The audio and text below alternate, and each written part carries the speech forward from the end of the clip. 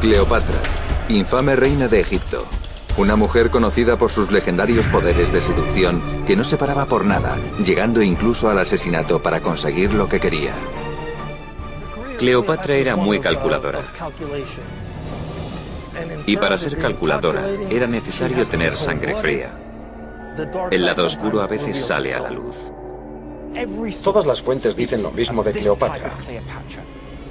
Nada pudo parar a esa mujer hasta que destruyó todo lo que era importante para Roma. Esta es la leyenda de su vida.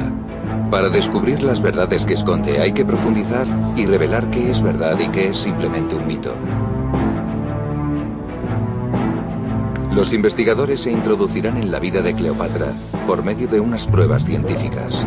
Revelarán cómo asesinó a toda su familia en su ansia por hacerse con el poder.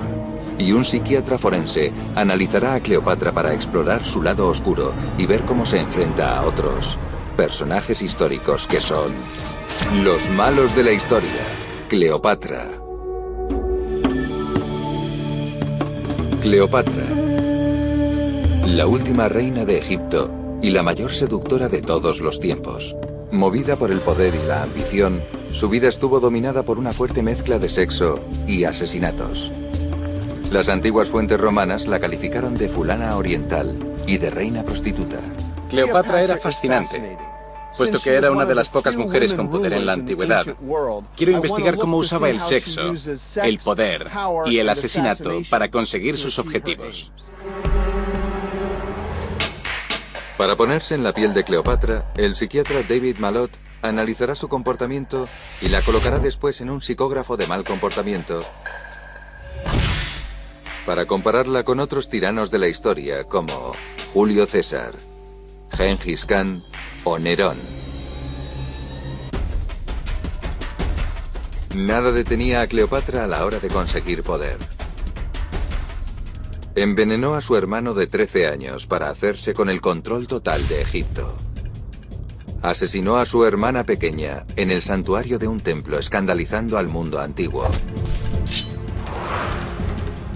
Y sedujo a los hombres más importantes de Roma para hacerse con el poder.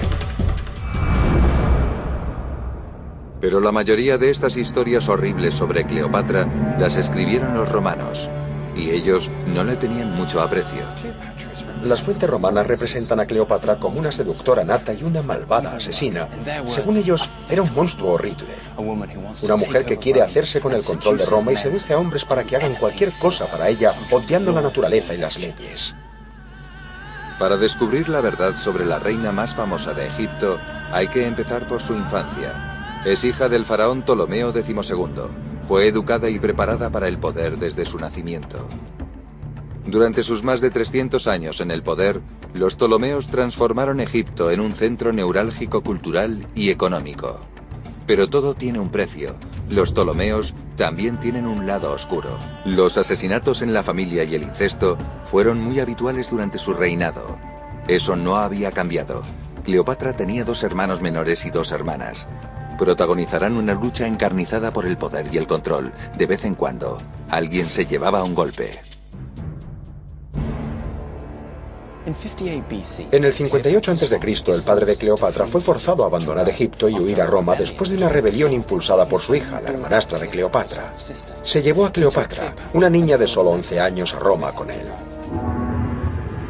Para no perder la tradición familiar, poco después, la hermana de Cleopatra estrangula a su marido, mata a su madre y se hace con el trono de Egipto. Pero no es la única de la familia que es implacable, y pronto llega la venganza. El padre de Cleopatra vuelve de Roma, esta vez con un ejército para recuperar el poder. Y una de las primeras cosas que hace es ejecutar a su propia hija, la que empezó la rebelión en su contra. Cleopatra creció en medio de este sangriento culebrón familiar. Cleopatra, aun siendo tan joven, ya tiene una visión muy clara de cómo va la política familiar. O matabas a miembros de tu familia, o te arriesgabas a que te matasen a ti. El hecho de presenciar el asesinato de su propia hermana tuvo un profundo efecto psicológico en Cleopatra. Sabe que la vida es barata. Sabe que hay que acumular poder a toda costa. incluso si eso implica matar a miembros de tu propia familia. Esa lección fue muy importante, pero también esta. Para tener éxito, hay que tener amigos importantes. Cleopatra es testigo presencial del poder militar de Roma y ve lo que puede hacer si los tiene de su parte. Esto tuvo un gran impacto en ella. Nunca lo olvidará en lo que le queda de vida. En el 51 a.C. muere el padre de Cleopatra. Como el hombre de más edad, el hermano pequeño de Cleopatra se convierte en monarca y, siguiendo una antigua tradición egipcia, Cleopatra se convierte en cogobernante. Ella tiene 18 años, él solo 10. La misma tradición exige que se casen, el uno con el otro. Según la tradición ptolemática, los hermanos deben casarse para consolidar su posición en el trono. Y esta es una tradición faraónica muy antigua. Pero para nosotros es perversa, repugnante. Estamos hablando de incesto.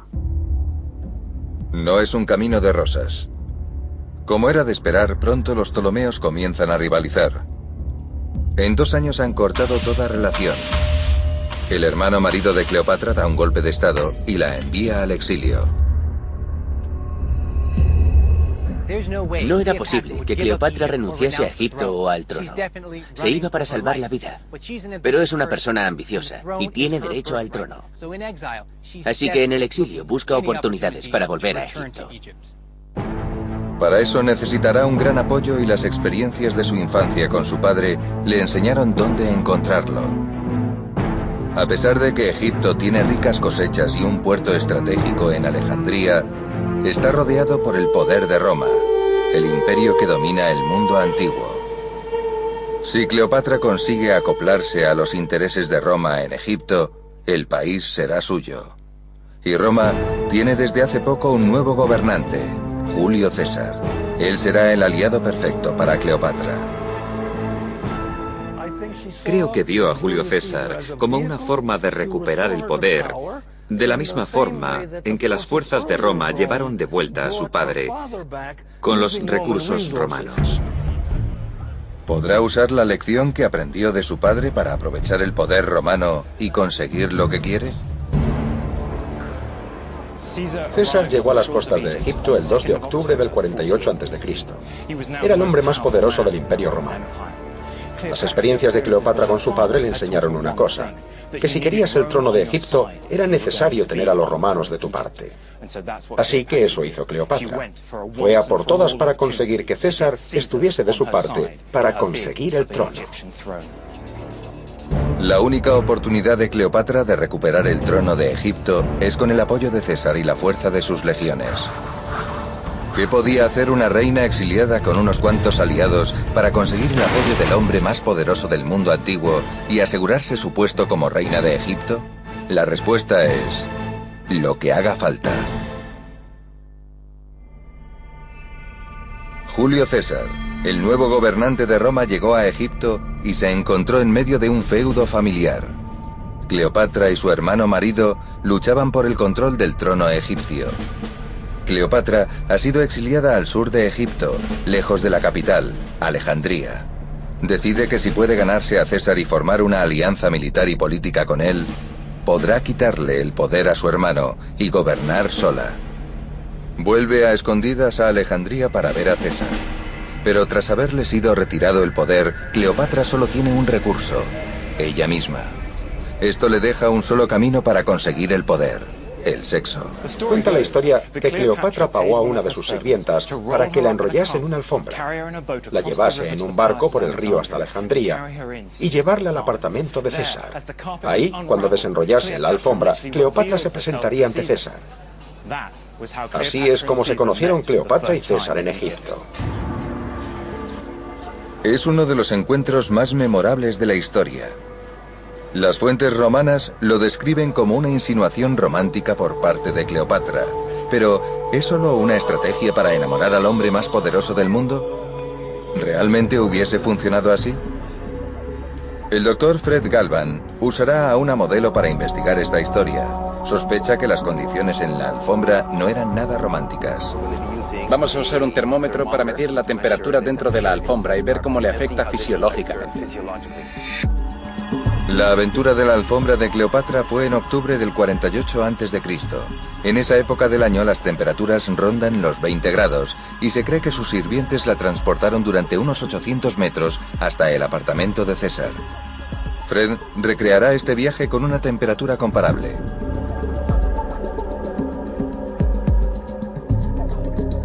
En solo 3 minutos, la temperatura dentro de la alfombra sube rápidamente. Tenemos una temperatura de 32 grados centígrados. Supongo que continuará subiendo mientras siga aquí dentro y su temperatura corporal también subirá. Además, hoy hace calor. Le preocupan los efectos que puede tener el calor en la salud de la modelo. Aislada por la alfombra, un aumento de solo un par de grados en su temperatura corporal puede ser peligroso. En este punto empieza a afectar a la capacidad de nuestro cuerpo para enfriarse, sobre todo porque está enrollada en esta alfombra y no puede utilizar el aire que circula a su alrededor para bajar la temperatura como lo haría normalmente. Dentro de unos 20 minutos de pruebas, estamos en unos 35 grados. Dentro de poco va a ser sofocante. Como Fred sospechaba, la temperatura se acerca a niveles peligrosos. Hace mucho calor. Me cuesta respirar con normalidad. Cada vez tengo más sensación de sofoco.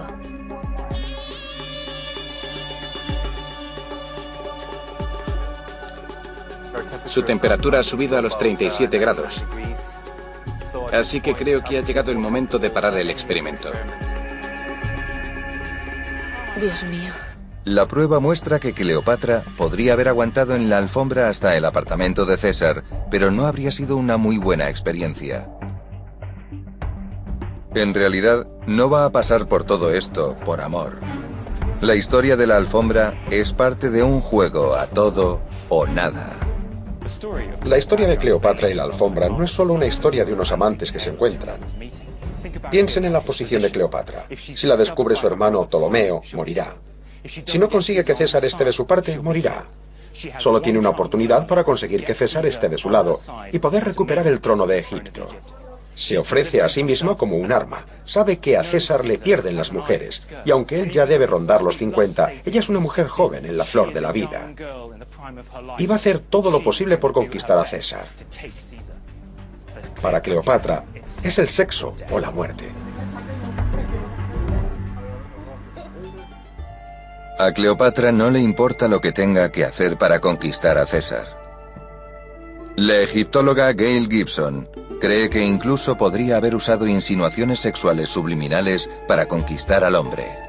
Los griegos y los romanos, que normalmente tenían los ojos claros, usaban una cosa llamada atropina. Se extrae de la belladona y hace que las pupilas estén dilatadas y muy negras. La dilatación es un signo de deseo y hace que la persona a la que miras se dé cuenta de que la deseas. Y si con eso no conquista a César, también puede simular la excitación con otros cosméticos. Estos brillos de labios en los tiempos de Cleopatra estarían hechos con grasa y llevarían bien ocre, bien el zumo de alguna baya. Los labios son importantes para la mujer porque son bonitos, pero para Cleopatra son incluso más importantes. Sus labios tienen que ser carnosos, ricos y seductores porque después de un orgasmo, los labios de una mujer se hinchan y ella quiere estar siempre sexy y orgásmica. Según la leyenda, Cleopatra es una mujer muy bella. Seducir a César, un hombre muy mujeriego, debería ser fácil. Pero en el Museo Arqueológico de Nicópolis, en Grecia, unas extrañas monedas acuñadas en tiempos de Cleopatra revelan algo inesperado. Una de las cosas clave de estas monedas es que son instrumentos de propaganda. Son como folletos para la gente que sale en ellas, porque circulan por todo el mundo romano. En el mundo antiguo, las monedas son tradicionalmente el retrato más fiel de los gobernantes, y estas monedas revelan una sorpresa. Esta es una moneda de Cleopatra y es bastante realista, como es habitual en esa época, y a pesar de que se supone que es una belleza, en realidad parece bastante fea. Esto lo confirma el escritor romano Plutarco, que dice de forma bastante específica que no es una gran belleza. La tecnología nos permite ahora reconstruir la cara de Cleopatra.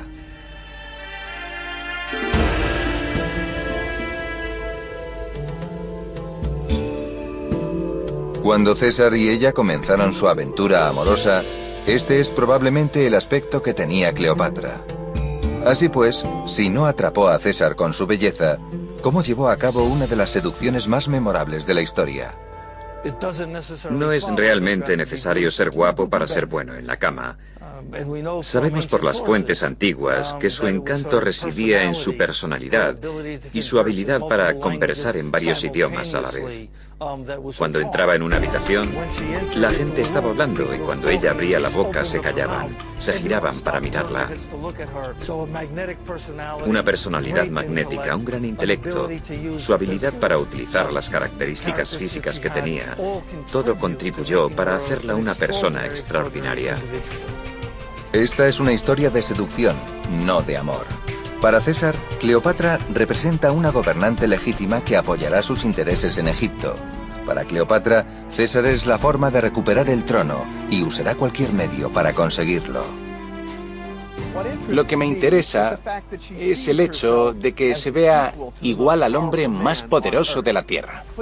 Cleopatra se siente muy cómoda utilizando su sexualidad para conseguir y conservar el poder.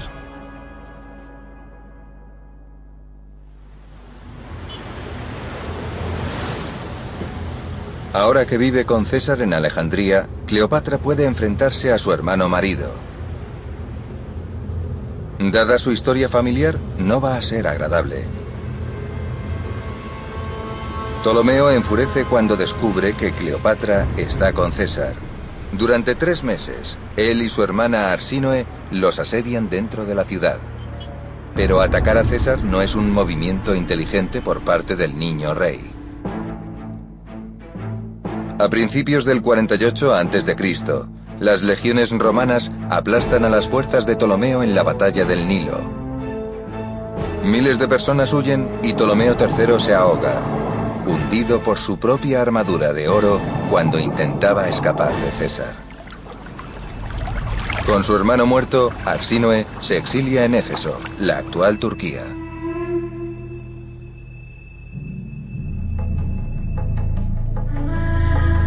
César gana la guerra y Cleopatra gana a Egipto. Se embarcan en un viaje de victoria por el Nilo.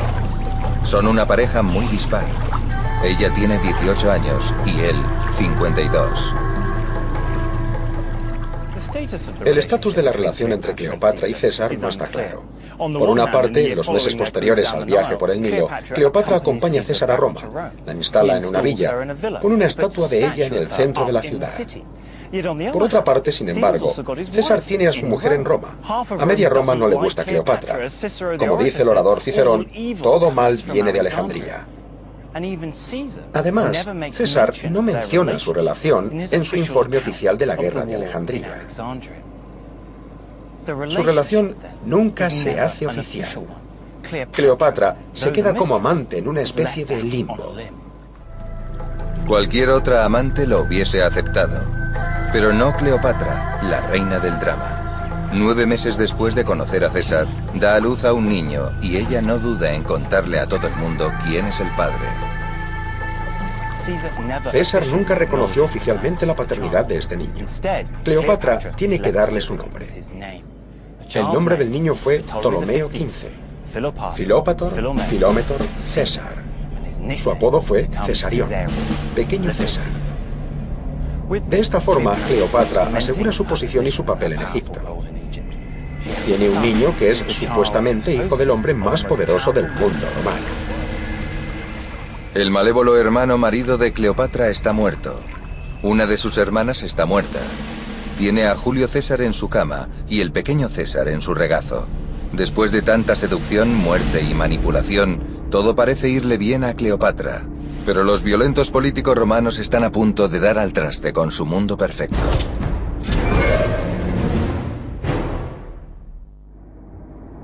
...15 de marzo del 44 a.C. Julio César es asesinado. El mundo perfecto de Cleopatra se derrumba a su alrededor. Seguro que fue difícil estar en la cresta de una ola enorme que parecía no ir a romper nunca y de pronto recibir la noticia de que el hombre en el que había puesto todas sus esperanzas, su compañero, había sido derribado. César fue asesinado. Seguro que Cleopatra estaba destrozada, pero actuó rápido. Y fue una acción brutal. Ahora que César ya no estaba, está amenazada por los muchos pretendientes al trono de Egipto. Su mayor rival es el único hermano que le queda, Ptolomeo XIV, de 13 años. Nunca había sido una amenaza aparente para ella, pero poco después de la muerte de César, desaparece misteriosamente de los registros históricos. Su hermano menor, Ptolomeo XIV, desaparece de las fuentes egipcias. No nos dan ninguna pista de qué le pasó. Pero si recurrimos a las fuentes romanas, un historiador llamado Josefo nos cuenta que Cleopatra podría haber tenido algo que ver en su asesinato. Y lo que es más, Josefo también dice que podría haberlo envenenado. Este también parece ser el principio de la afición de Cleopatra por envenenar a la gente. Se rumorea que practicaba con prisioneros para descubrir cuál actuaba más rápido, y que incluso practicó con sus propios sirvientes. Más drama. ¿Podía Cleopatra haber envenenado a su hermano? Tiene un motivo. Probablemente tiene la oportunidad, pero ¿tiene los medios? Solo un toxicólogo puede responder a esto.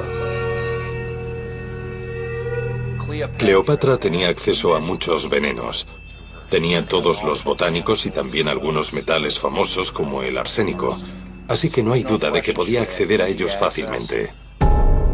La primera posibilidad es el rododendro, una potente toxina muy popular en tiempos de Cleopatra. Pero el doctor Erickson la descarta. Hace falta mucho rododendro para hacer algo diabólico o matar a alguien. Es mucho más probable el extracto de beleño. El beleño es una planta muy interesante. Cleopatra podía tener acceso a ella porque los cosméticos y el maquillaje eran muy importantes para ella, parte de su realeza, su belleza. Muchos cosméticos contenían veneno, pero en cantidades muy pequeñas que no provocaban un envenenamiento. Si se ingería el beleño, empiezas a estar muy agitado, el corazón se pone taquicárdico, la frecuencia cardíaca es muy alta. Entonces tienes ataques y convulsiones, y si la dosis es lo suficientemente alta, puede provocar la muerte. No es una buena forma de matar a alguien rápido. La muerte con el beleño es lenta, no es la mejor para deshacerse de alguien rápido. Eso nos deja el acónito, un extracto de la flora altamente tóxica conocida como capucha de monje. Una pequeña cantidad de esta planta puede ser letal. Los efectos del acónito en el cuerpo están demostrados y son devastadores. Los síntomas del envenenamiento por acónito son vómitos y diarrea. Y el veneno tiene un efecto letal que provoca muy rápidamente un fallo cardíaco, orgánico y respiratorio. Es más difícil de detectar. Se puede poner en la bebida, en la comida. Es muy accesible y era muy popular en tiempos de Cleopatra. Esta parece ser, aunque no hay pruebas escritas de que lo usase con su hermano, la opción perfecta. Los antiguos se referían a esta planta como la reina de los venenos. ¿Qué mejor opción para Cleopatra que la reina de los venenos?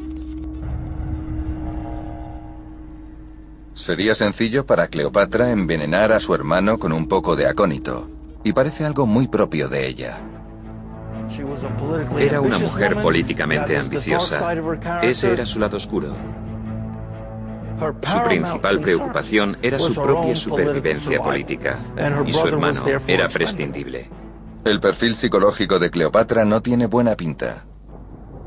El hecho de que Cleopatra matase a un familiar cercano, su hermano, es una prueba de su comportamiento psicopático. Mataba sin sentimiento de culpa ni remordimiento. Cleopatra se había deshecho de su hermano, pero sin César aún era vulnerable. Para conservar su puesto como reina, necesita una nueva alianza. El sexo y la seducción ya le han funcionado antes. ¿Por qué buscar una nueva fórmula? Se fija en Marco Antonio, de 42 años, que era uno de los mejores generales de César. El Imperio Romano está dividido entre el oeste y el este. Y Marco Antonio controla todo el Imperio Este. Cleopatra, el arma sexual, tiene un nuevo objetivo. Quiere mantener una estrecha relación con el Imperio Romano para asegurarse un lugar en el trono. Hará lo que haga falta para impresionar a Marco Antonio. Cleopatra utiliza todos sus recursos para ampliar sus 10 años de gobierno como reina de Egipto. Empieza el espectáculo en el Nilo. El primer encuentro es legendario. Ella tiene unos 28 años y está en la flor de la vida. Cleopatra monta un gran espectáculo. Llega en un barco bañado en oro, con remos bañados en plata. El perfume invade el aire. Va vestida como Afrodita. Cuando se encuentran, saltan las chispas. Es el comienzo de una aventura legendaria, alimentada por la peligrosa combinación de amor y poder. Con Cleopatra y Marco Antonio, todo es desmesurado. Cleopatra y Marco Antonio son muy competitivos el uno con el otro, siempre intentando ponerse la zancadilla. Cuentan que una vez Cleopatra le dijo a Marco Antonio: puedo gastarme 3 millones de sestercios en una cena. Eso es lo equivalente a unos 70 millones de euros. Cleopatra tenía 2 grandes perlas. Cogió una, la puso en un vaso de vinagre donde se disolvió y se lo bebió. 70 millones de euros en un vaso. La de la perla y el vinagre es una de las grandes leyendas de la vida de Cleopatra que usaron los romanos para ilustrar lo decadente que era. Pero, ¿podemos fiarnos de los escritores romanos? Vamos a recrear lo que creemos que podría haber pasado. Vamos a ver si una perla se disuelve en vinagre. Vamos a utilizar esta perla cultivada. Este es el gran momento. La tira dentro. Se puede ver la reacción en el fondo y en la superficie de la perla. Empieza a generarse dióxido de carbono muy lentamente y cuando la burbuja sea lo suficientemente grande, ahí está, subirá a la superficie. Muy lentamente la superficie se está erosionando, mientras se disuelve y reacciona con el ácido acético y las burbujas de dióxido de carbono suben a la superficie. Funciona, pero disolver una perla es un proceso muy lento. Así que esto nos hace dudar de que pudiese disolver una perla hasta el punto de bebérsela como una solución neutra. Es demasiado lento para que pudiese llevar a cabo este truco en una cena. Parece que los escritores romanos se dejaron llevar por su deseo de demonizar a Cleopatra. No hay duda, Cleopatra es una seductora. Su vida está llena de excesos. Pero esta historia dice más de los autores romanos y sus intentos por escribir una anécdota atractiva que de la verdad.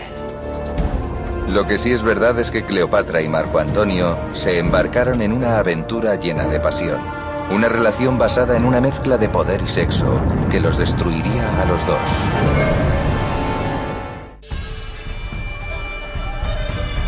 Cleopatra y Marco Antonio son la pareja más poderosa del mundo antiguo. A Cleopatra le viene perfecto. Cleopatra es la mujer del drama. No hace nada a pequeña escala. Es lo mismo que cuando intenta conquistar a César, escondiéndose en una alfombra para captar su atención y conseguir que se ponga de su lado. Marco Antonio se convierte en el gran amor de Cleopatra. Entre ellos dos había un lazo puramente carnal. Si se habla de la mayor historia de amor, hay que hablar de Cleopatra y Marco Antonio.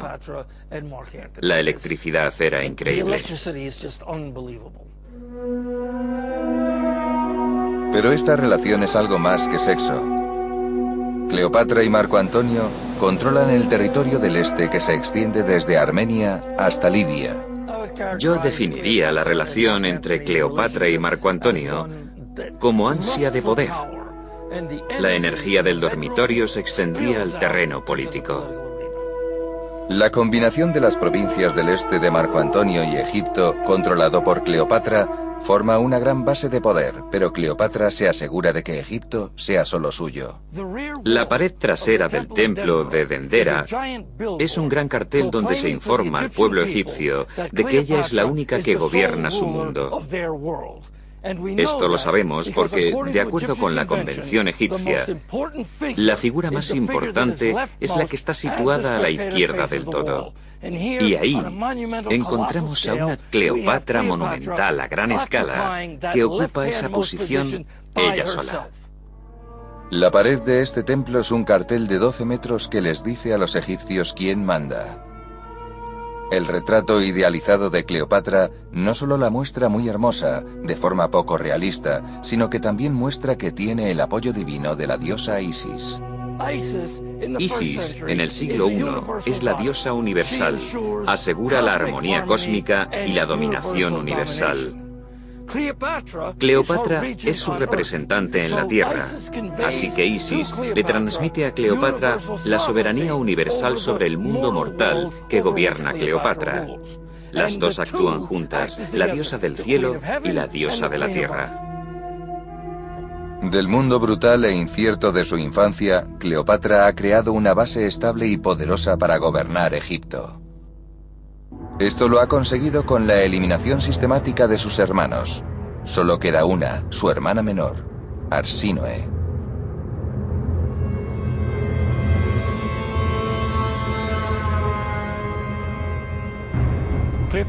Cleopatra y Arsínoe eran hermanas, pero también rivalizaban por el trono de Egipto.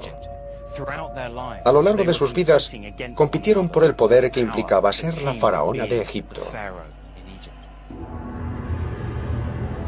Mientras Arsínoe viviera, la posición de Cleopatra no sería segura. Esto solo podía terminar de una forma. 41 años antes de Cristo, Éfeso, Turquía. Arsínoe vive en el exilio en un emplazamiento religioso que garantiza su seguridad. Cleopatra no puede tocarla. Pero su amante sí. Así que Cleopatra le pide una muestra de amor a Marco Antonio. Un asesinato. La protección del emplazamiento religioso no significa nada para ella. Fue en los escalones de este templo de Artemisa, en Éfeso, donde Marco Antonio, el amante de Cleopatra, asesinó a Arsínoe, su hermana, por orden de la propia Cleopatra. Fue un crimen que escandalizó a toda Roma. Y hay nuevas pruebas que respaldan la historia que dice que la hermana de Cleopatra murió aquí. Los arqueólogos creen haber encontrado la tumba de Arsínoe. Esta tumba data de una fecha que cuadra, contenía el cuerpo de una mujer noble y está decorada con motivos egipcios. Solo había una egipcia noble en Éfeso en la época en que se enterró el cuerpo en esta tumba.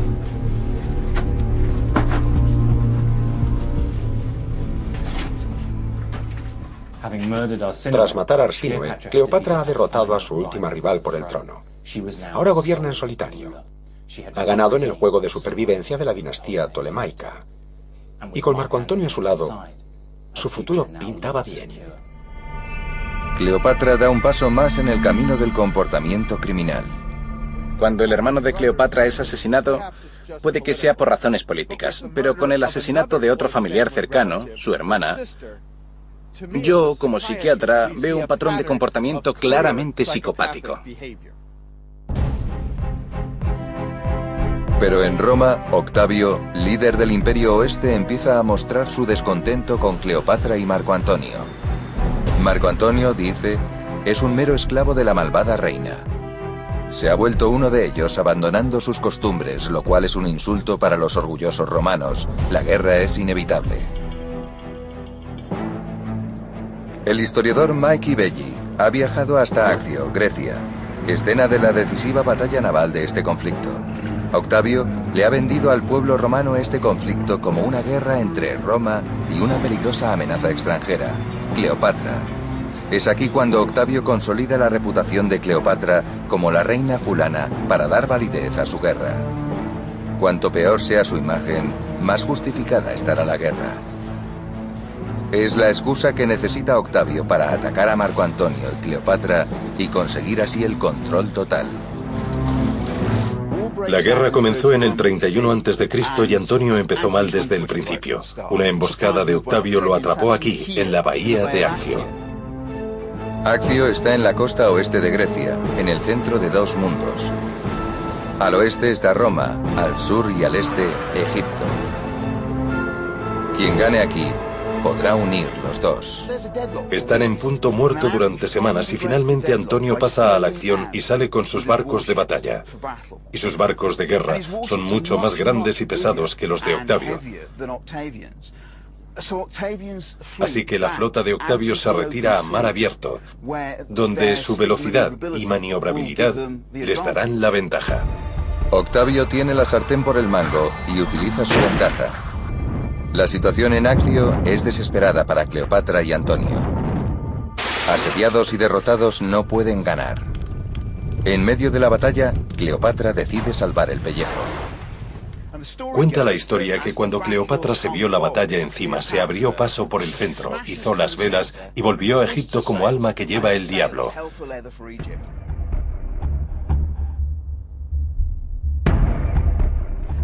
El pobre Antonio, desesperado, fue tras ella dejando a sus hombres en la estacada.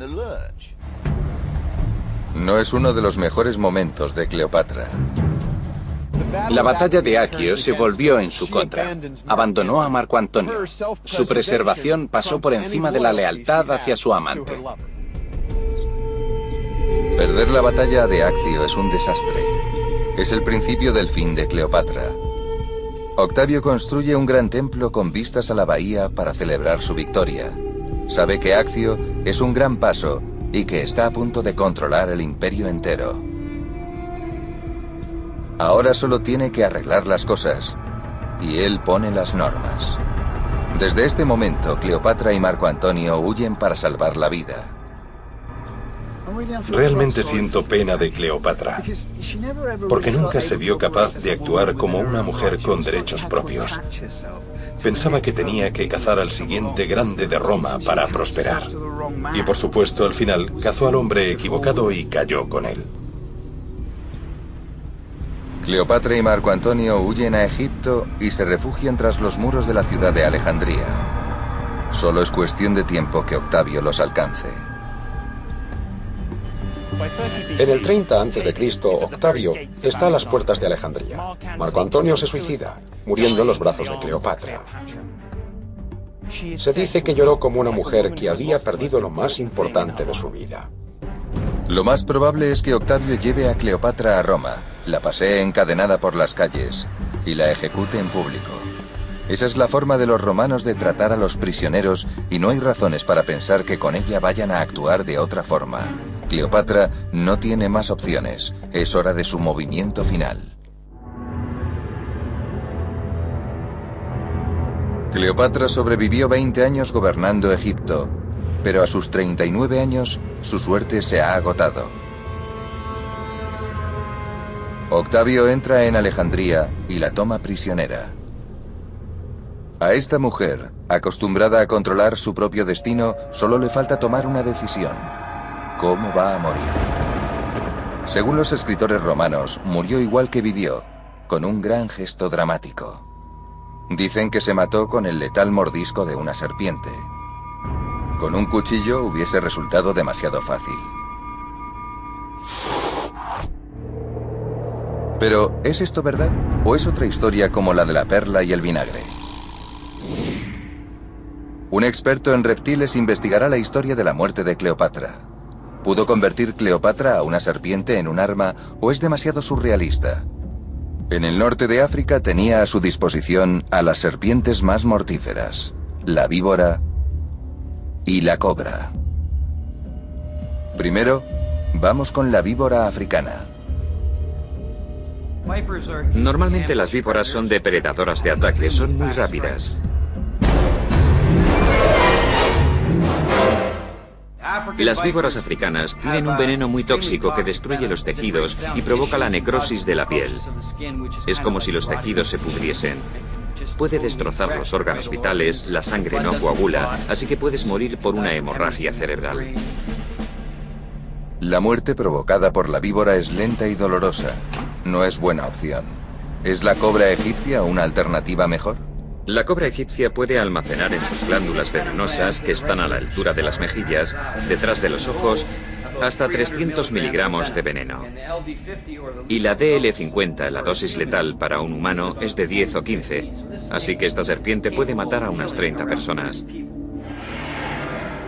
Cuando una cobra muerde a una persona, inyecta un veneno neurotóxico que ataca el sistema nervioso. Ha habido casos de gente que se ha muerto minutos después de que les mordiese. Si Cleopatra va a provocar su muerte con una serpiente, la cobra parece ser la mejor opción. Pero aún tiene que conseguir que le muerda. Y no es tan fácil como parece. Las serpientes solo muerden si se las provoca.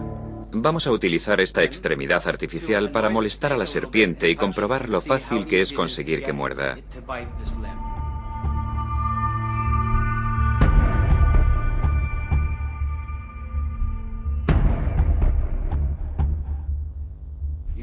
Hay que agitar a la serpiente, hacer que se enfade o levantarla.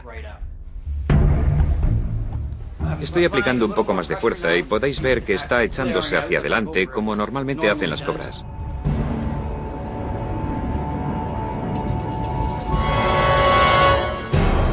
Podéis ver que la serpiente ataca e intenta inyectar el veneno. Si miramos más de cerca, podemos ver que ha perdido un diente y también podemos ver que hay algo de veneno en la mano. La cantidad de veneno que hay en este dedo es suficiente para matar a unas cuantas personas. Intentar provocar a una serpiente para que le muerda podría no ser el final más digno, pero si está decidida a acabar con su vida así, probablemente funcione. Cleopatra sabe que va a morir. Opta por una muerte dramática, el mordisco de una serpiente. Para mí, como psiquiatra, esto muestra que la teatralidad es una pieza central de su personalidad.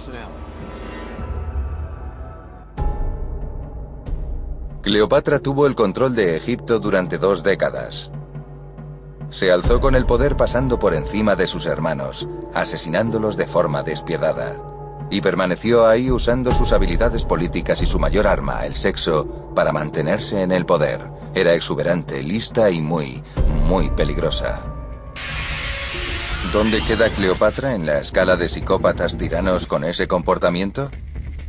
Casi siempre su comportamiento estaba motivado por un objetivo, como el de Julio César o Gengis Khan, pero hay un lado más oscuro. Cleopatra muestra un comportamiento típicamente psicopático. Mató a su hermano y ordenó matar a su hermana para mantenerse en el poder. Este comportamiento la coloca junto con asesinos más sedientos de sangre como Calígula o Atila el Huno. Pero esa es solo una parte de su perfil. Le encanta ser el centro de atención y lo consigue montando grandes espectáculos, como esconderse en una alfombra por César, su seducción de Marco Antonio e incluso su muerte por el mordisco de una serpiente. Este comportamiento muestra en Cleopatra signos de un trastorno de la personalidad histriónico, la profunda necesidad psicológica de ser admirada por mucha gente. Cleopatra tiene muchos puntos en la escala del trastorno de personalidad histriónico. Su teatralidad, sus disfraces de diosa, los viajes por el Nilo, incluso cómo se presentó ante César en una alfombra. Su muerte con la serpiente de forma muy dramática.